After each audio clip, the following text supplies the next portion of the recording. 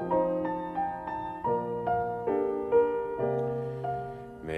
I have the pleasure of your company on this crazy quilt adventure we call life?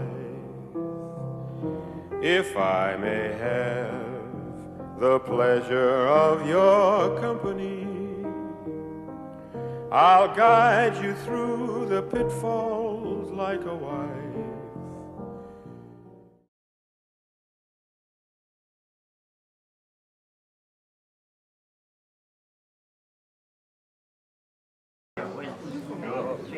Good morning, everybody, or good afternoon rather.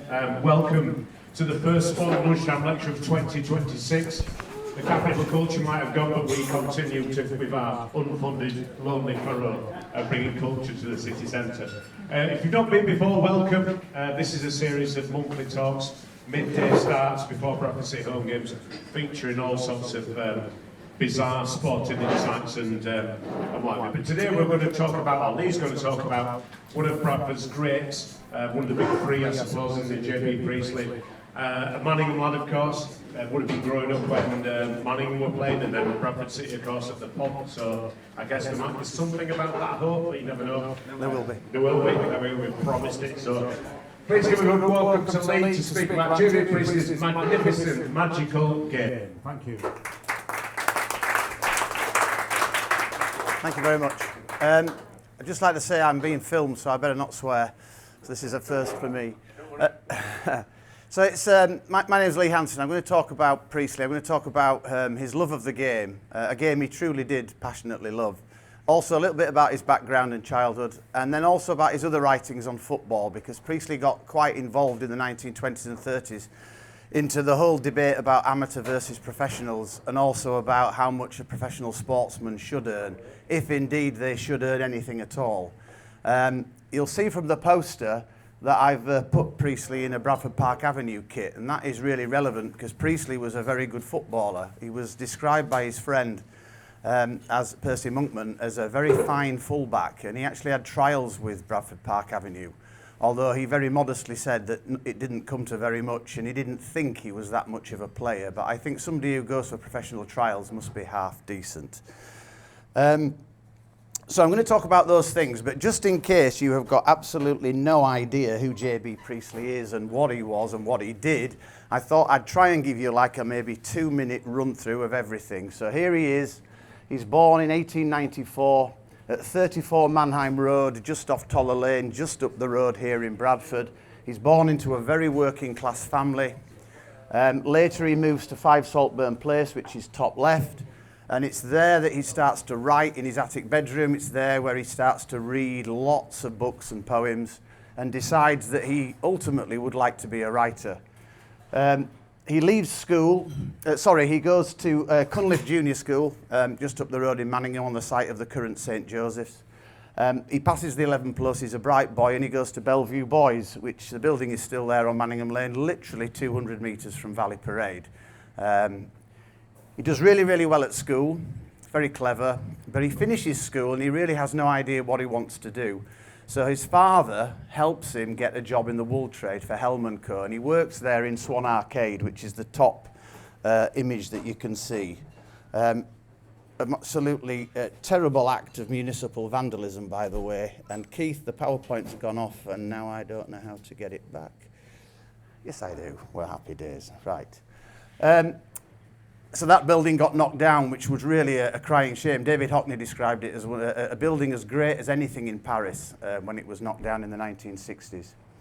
So he comes, he's working for Helm & Co, and then the First World War breaks out, and Priestley makes a very strange decision.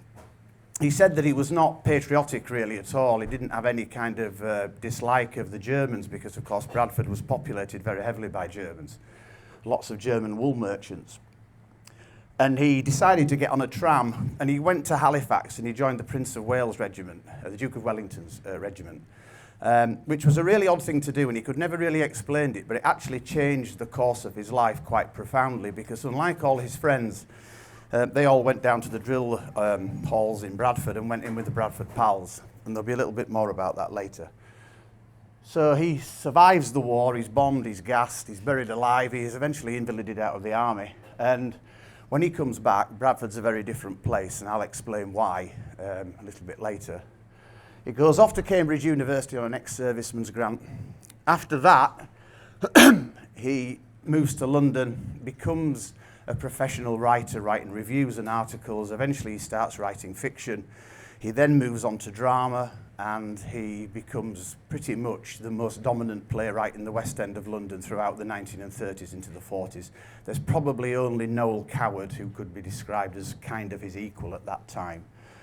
The Good Companions he wrote in 1929 sold over 1 million copies in its first year, and it made Priestley a very wealthy man. It set him up for life, really. He dies in 1984, a grand old man of English letters, and Ian Judd, the statue of Priestley, which is in the centre of the city, is still there. It was erected in 1986, and the PowerPoint won't advance. And Keith's having a fag. And we've got a, I don't know what's going on, Dave. There you go. Go back. There we go. It's that one. Get the young man involved. Just to finish off a little bit about his career, I did miss off actually that the zenith of Priestley's career is the top left when he's broadcasting during the Second World War for the BBC.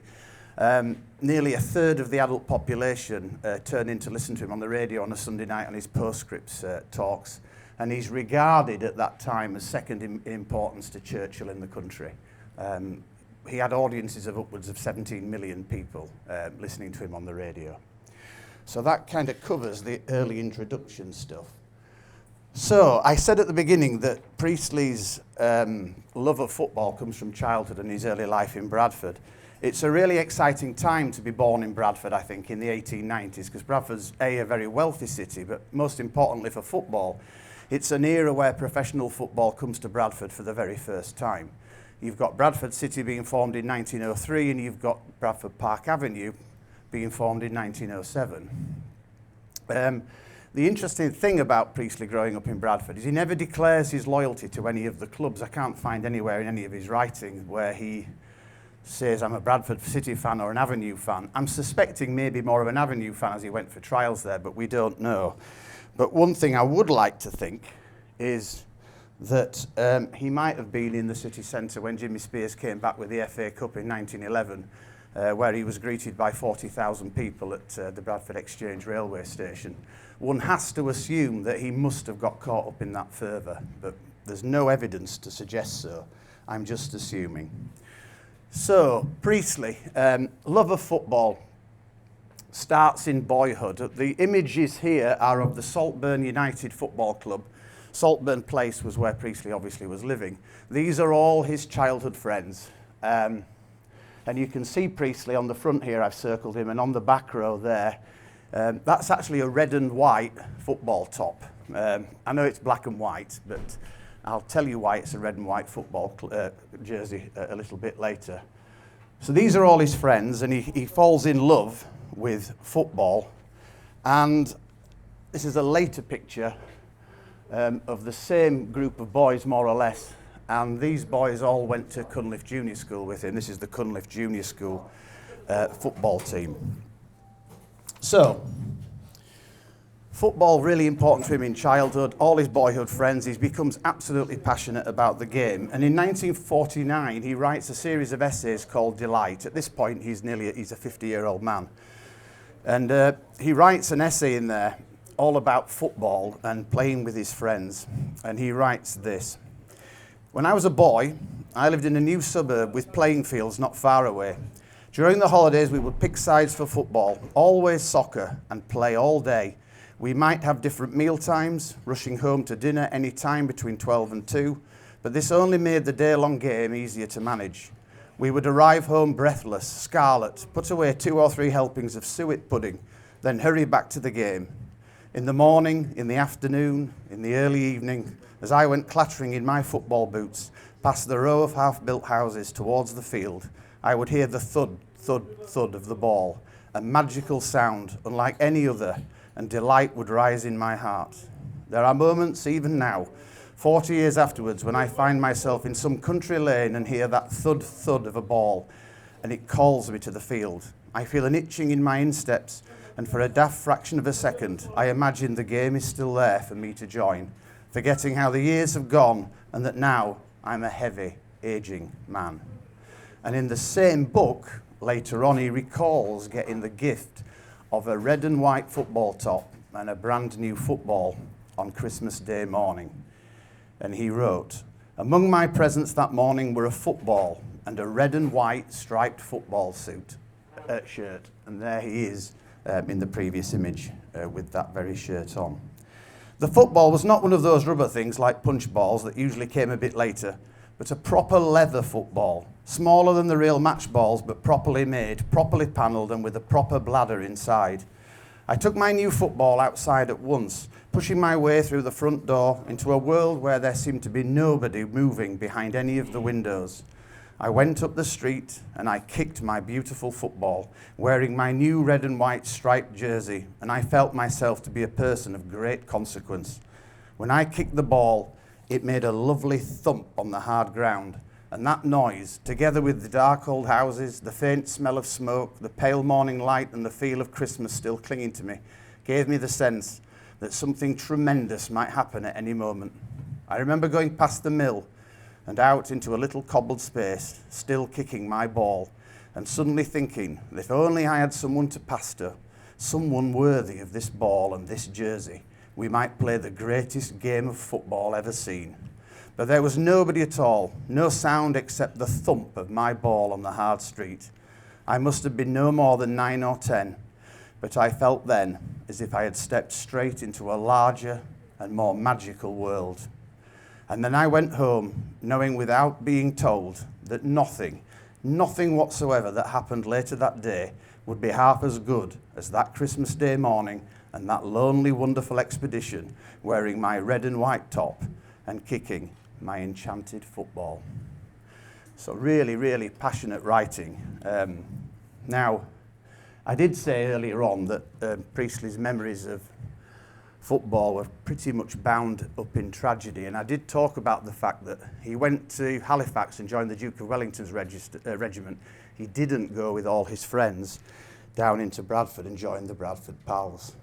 And when Priestley comes back for the war, he quite literally discovers that every single one of his friends has been killed, more or less. He says there's only 2 of them left alive, and the 2 that were left alive, I've circled them for you there. So Priestley's on the front row in his red and white top, and the man in the middle is Percy Monkman, who was a lifelong friend, and whenever Priestley came back to Bradford, he was always meet up with Percy. So the Bradford he comes back to, because Priestley got a lot of stick for leaving Bradford and then being very critical, particularly in the 1950s and 60s, of the property developments. And people said, you know, you've got no business to say anything about Bradford now you've left.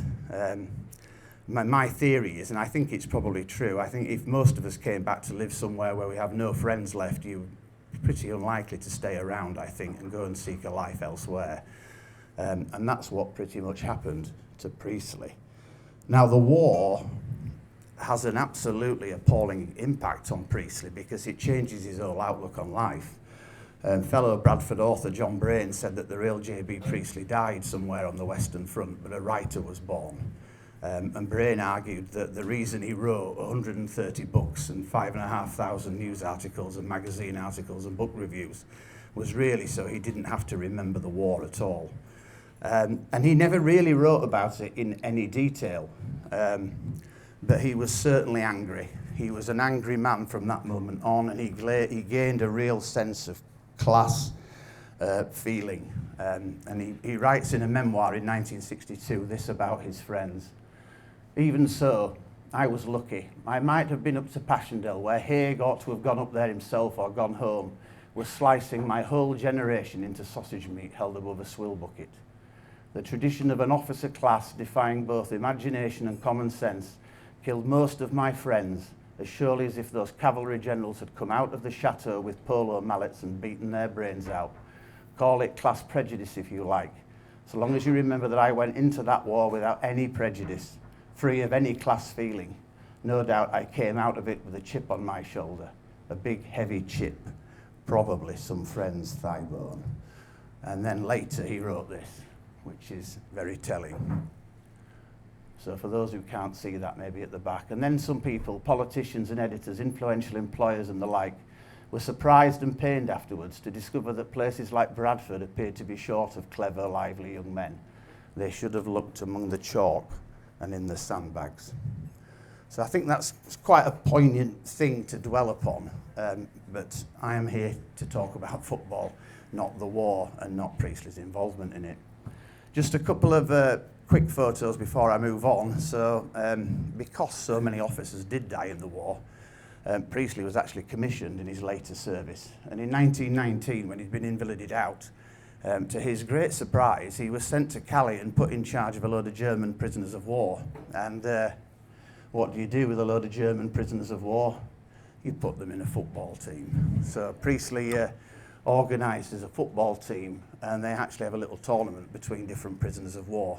I'm not sure of the outcome if Priestley's team won, but so that love of football continues, really, even with the enemy, as they would have been known as at that time. And the PowerPoint's gone again.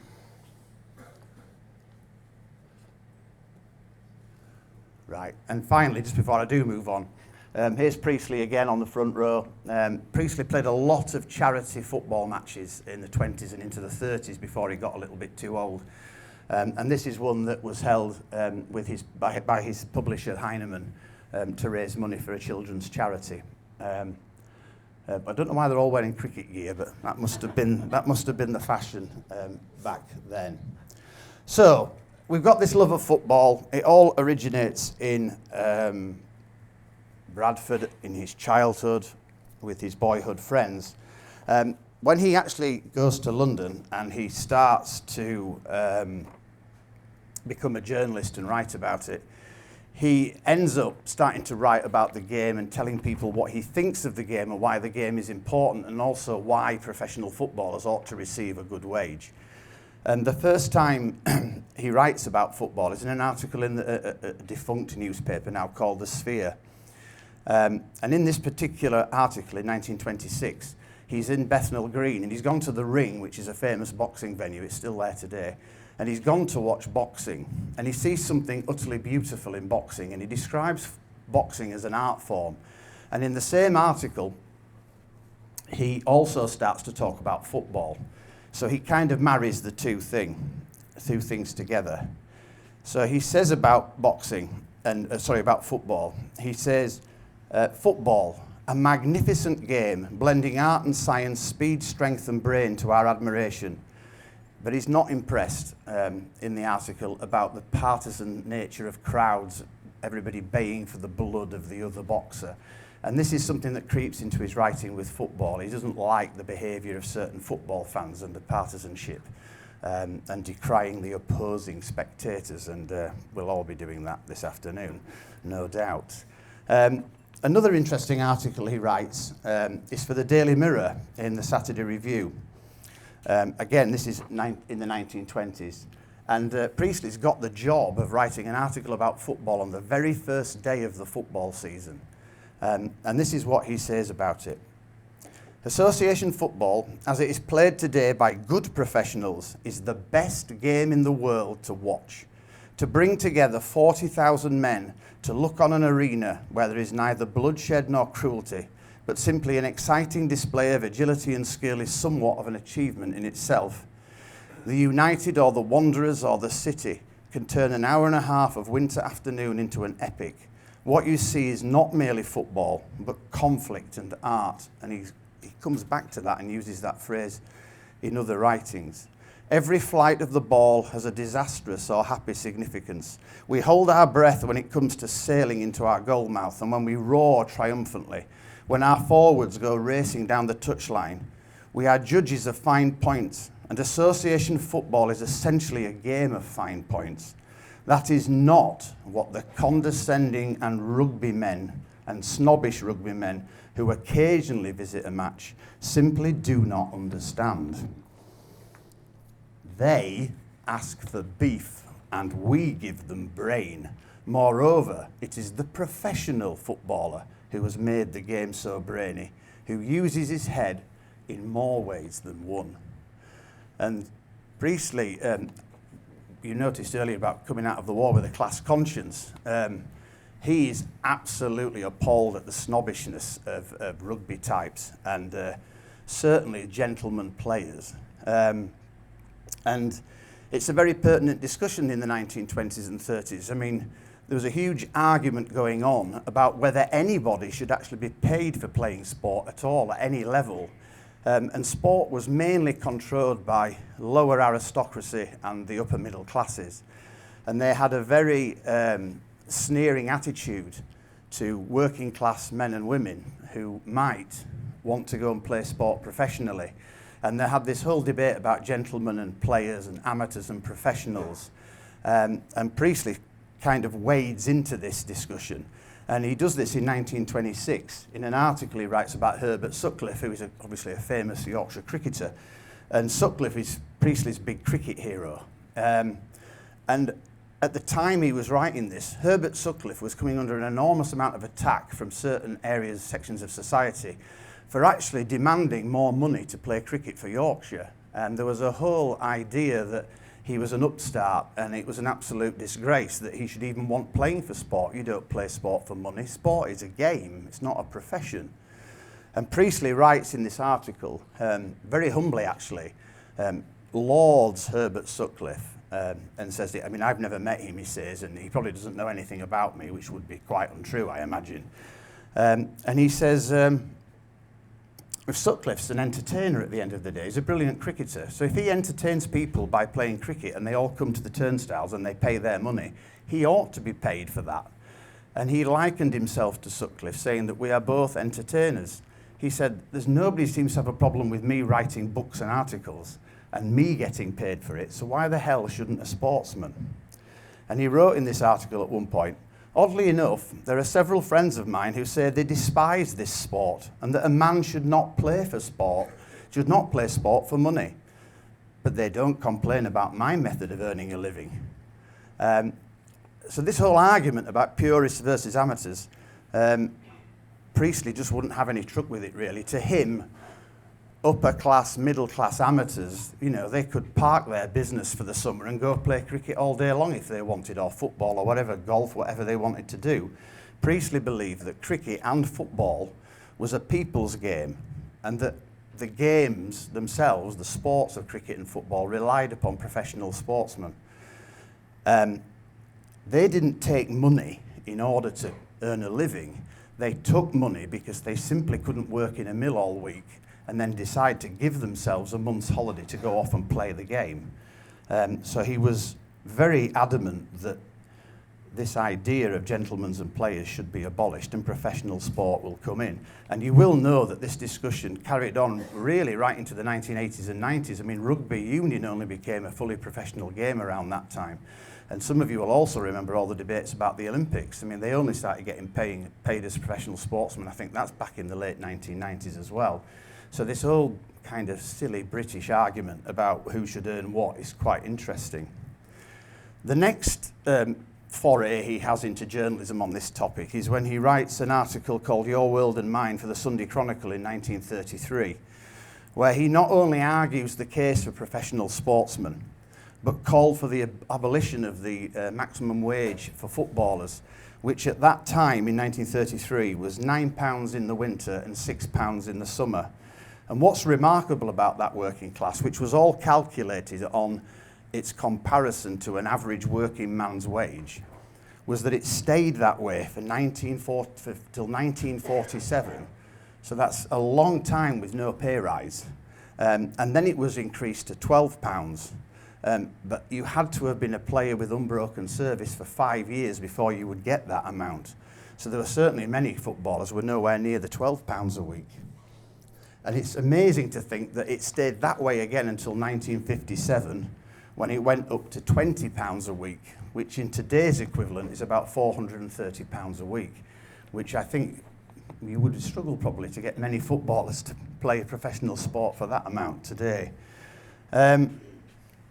He writes, a footballer of genius may be worth £100 a week to his club, and it seems to me that he has a perfect right to demand and receive that 100 a week. His skill may be superlatively rare and valuable, and his football life is a short one. Let him earn what he can. And I think what's interesting about his views on this is that he's way ahead of his time, really. I mean, Lord knows what he'd think about the salaries in the Premier League today and players earning £6 and £7 million a year and the rest. But I think he was certainly pertinent. I think it comes from his working class background. He believed himself that his writing was like work. He went to work every day and he should earn a good amount of money for the work that he does. And I think he felt that very, very strongly about professional sportsmen, whether they be cricketers or footballers. So, just to move on again, going to just talk now about some writing about football that comes into his fiction and his non-fiction. The book on the left, The Good Companions, I mentioned that earlier, published in 1929, won the James Tait Black Prize for Fiction and made Priestley a very wealthy man. It actually begins with a football match here in Bradford. If you've not read The Good Companions, it begins with this fantastic aerial zoom shot where it's as if a camera is out in space looking down upon England. And he identifies the Pennine Hills and he calls it the knobbly backbone of England. And then the camera zooms in and zooms in and zooms in and he describes things. And eventually he lands in Manchester Road, Bradford. He calls Bradford Bruddersford in the novel, but it is quite clearly Bradford. So this opening of the book, we find Jess Oakroyd has just been to watch Bruddersford United play Bolton Wanderers. And they're walking down and Priestley writes, something very queer is happening in that thoroughfare to the west of town. It is called Manchester Road because it actually leads you to that city, though in order to get there you will have to climb the windy roof of England, spend an hour or two with the curlews. What is so queer about it now is that the road itself cannot be seen at all. A grey-green tide flows sluggishly down its length. It is a tide of cloth caps. These caps have just left the ground of Bruddersford United Association Football Club. 35,000 men and boys have just seen what most of them call United play Bolton Wanderers. Many of them should never been there at all. It would not be difficult to prove by statistics and those mournful budgets how a man may live or rather avoid death on 35 shillings a week that seem to attract some minds that these fellows could not afford the entrance fee. When some mills are working only half the week and others not at all, a shilling is a respectable sum of money. It would puzzle an economist to discover where all these shillings came from, but if he lived in Bruddersford, though he might still wonder where they came from, he would certainly understand why they were produced. To say that these men paid their shillings to watch 22 hirelings kick a football is merely to say that a violin is wood and catgut, that Hamlet is so much paper and ink. For a shilling, the Bruddersford United AFC offered you conflict and art. And I mentioned that phrase conflict and art was used in the article for the Sphere some years before this. It turned you into a critic, happy in your judgment of fine points, ready in a second to estimate the worth of a well-judged pass, a run down the touchline, a lightning shot, a clearance kick by a back or a goalkeeper. It turned you into a partisan, holding your breath when the ball came sailing into your own goal mouth, ecstatic when your forwards raced away towards the opposite goal, elated, downcast, bitter, triumphant by turns at the fortune of your side, watching a ball shape Iliads and Odysseys for you. And what is more, it turned you into a member of a new community, all brothers together for an hour and a half, for not only had you escaped from the clanking machinery of this lesser life, from work, wages, rents, doles, sick pay, insurance cards, nagging wives, ailing children, bad bosses, idle workmen, but you had escaped with most of your mates and all your neighbours, with half the town, and there you were, cheering together, thumping one another on the shoulders, swapping judgments like lords of the earth, having pushed your way through a turnstile into another and altogether more splendid kind of life, hurtling with conflict and yet passionate and beautiful in its art. I think Priestley really at heart is a romantic writer, and I think that's a very romanticised view of his experience of watching football, but a very fine one. And in this crowd, we have this character called Jess O'Croyd, and he meets one of his friends called Jim. And Priestley writes this exchange between them, and this is pretty much how people talk about football today after a game. Very similar. So he said, Jim comes up to him and he says, "Well," said Jim, falling into a step, "what do you think on 'em?" "Think on 'em?" Mr. O'Croyd made a number of noises with his tongue to show what he thought of them. "I thought United had made rings round 'em," Jim remarked. "So they ought to have done," said Mr. O'Croyd with great bitterness. "And so they would have done if they'd nobbut tried a bit." Where are we? Now I've lost my shirt. There we go, found it again. "I've seen 'em better than when they've lost. They were far better this when they lost to Newcastle other week. Better be far." "Aye, seat better," said the other. "Did you ever see such a match? I'd sooner go seat school lads at it. A shilling fair thrown away, I call it." And for a moment he brooded over his lost shilling. Then suddenly changing his tone and becoming very aggressive, and he went on, and this could be about John McGinley.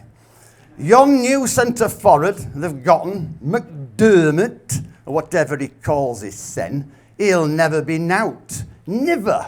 He were like a great lass on job. And what did they pay for him? Were it £2,000? Aye." Mr. O'Croyd made his monosyllable very expressive. £2,000.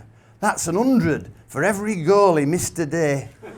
Watson were worth 20 of him. I like that lad. And if they'd let him alone and played him proper, he'd have done something for 'em. And then they go and get this McDermott and pay £2,000, and all he does is kick ball over top. So I think we'll probably be talking like that by tea time today. Just finally, I think I'm doing very well for time. English Journey, 1933, is a book that's it was commissioned by Heinemann and Victor Gollancz, asking Priestley to go right around the country. He spent nearly a year travelling the whole breadth of England, and then he wrote this book about it. It's a precursor to George Orwell's Road to Wigan Pier. I think my honest appraisement is it's a far, far better book. And Priestley ends up in Nottingham on the week of the Goose Fairs. And he's wondering what to do in Nottingham. "What shall I do?" he said. And he realises that Notts County are playing Notts Forest. So he decides that he will go and watch the game, and he takes some friends with him. And they stand there. And in English Journey, he writes about the game. He criticises the partisan nature of the crowd, because obviously that's a huge local derby. But he makes similar points about the fact that everybody's paid money, and for some of them it would be a lot of money at that time, a shilling to go and watch a football match. He's very impressed with a set of female supporters who he sees there, who he decides are very, very knowledgeable about the game, and that kind of impresses him. But the final thing, really, is he finishes this little extract with this particular extract, which I think is probably his most famous quote about football. He writes, "Nearly everything possible has been done to spoil this game. The heavy financial interest, the absurd transfer and player selling system, the lack of any birth or residential qualification for the players, the betting and the coupon competitions, the absurd publicity given to every feature by the press, the monstrous partisanship of the crowds. But the fact remains that it is not yet spoiled, and it has gone out, and it has conquered the world." And I think that is often quoted, often at the time of World Cups and big football matches. I think this is really what Priestley at heart felt about the game. So his life in football began with his childhood friends, the tragedy of losing those childhood friends, but then being a writer who wrote about football, included it in his own works, and was a huge promoter of the game at a professional level. And that is me done. Thank you.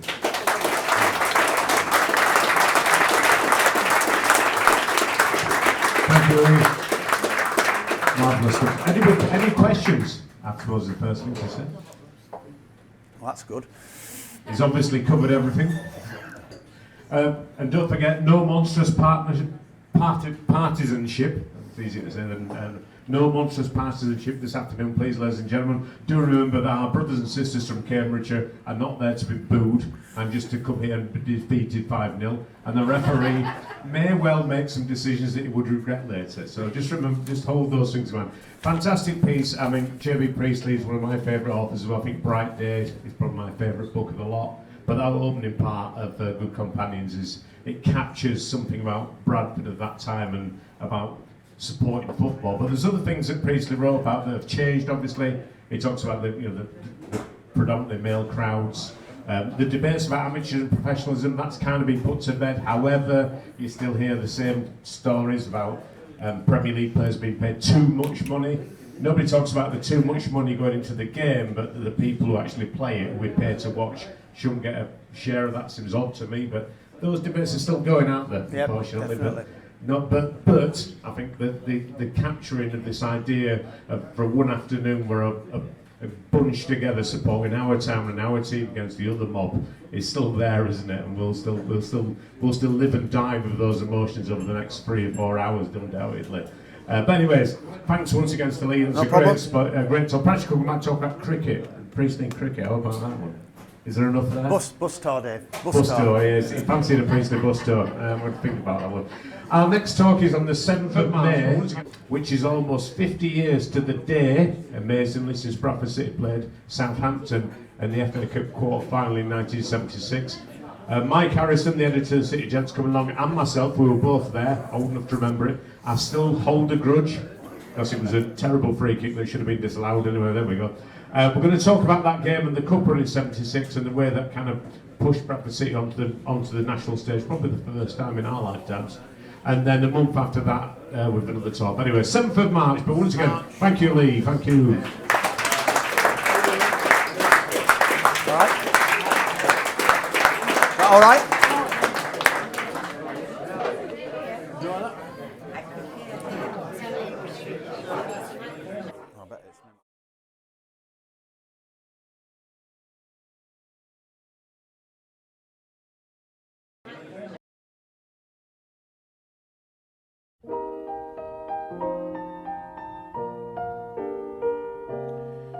May I have the pleasure of your company on this crazy quilt adventure we call life? If I may have the pleasure of your company, I'll guide you through the pitfalls like a wife. Old boy, old bean, by that I mean you have a pal on whom to lean, a buddy in your hour of need, a friend indeed. So may I have the pleasure of your company, to tag along wherever fate may lead.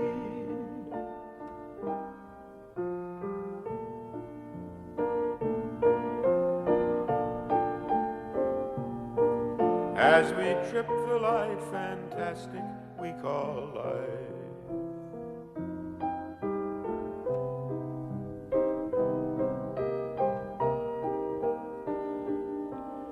I'll be a Robbie Burns to your Will Fife.